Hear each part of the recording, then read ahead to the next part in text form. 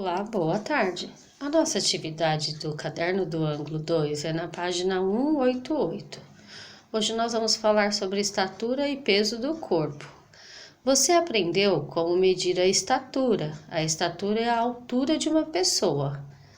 Para conhecer o peso de uma pessoa, utilizamos um instrumento chamado balança.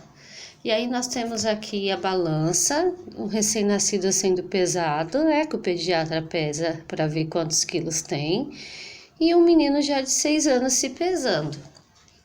Indicamos o peso do nosso corpo em quilogramas e usamos o símbolo kg. Por exemplo, eu tenho 75 kg, 75 quilogramas. Atividade. Os números correspondentes ao peso de algumas crianças. Escreva esses números em ordem crescente, isto é, do número menor para o maior. Então, olhando aqui, nós vamos pegar o menor número, é o 4, tracinho. Depois do 4, o menor número é o 6, tracinho. Depois do 6 é o 9.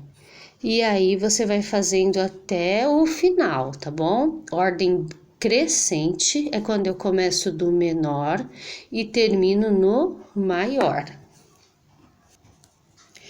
Na página 189 fala assim: Camila copiou da caderneta de saúde da criança os registros de seu crescimento. Veja no quadro abaixo.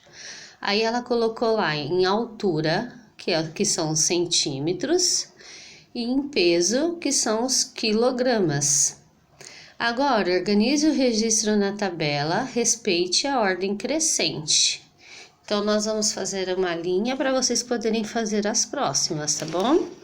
Então, o nascimento dela, a altura, ela nasceu com 50 centímetros e o peso dela foi 3.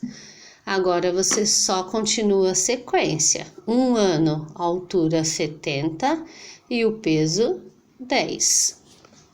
B. Quantos centímetros de altura Camila tinha aos 2 anos e aos 6 anos? Depois que você preencher essa tabela, você vai conseguir responder a B, a C, a D e a E, tá bom? Na página 190, nós temos a nossa tarefa de casa. Ontem, na nossa aula online, nós aprendemos a preencher uma ficha de inscrição, né? Nós descobrimos quais são as coisas que tem que ter numa ficha de inscrição. Então, preencha a ficha a seguir com seus dados. Peça ajuda para um adulto. Você vai pedir aí a ajuda da mamãe e do papai para responder toda essa ficha sobre você.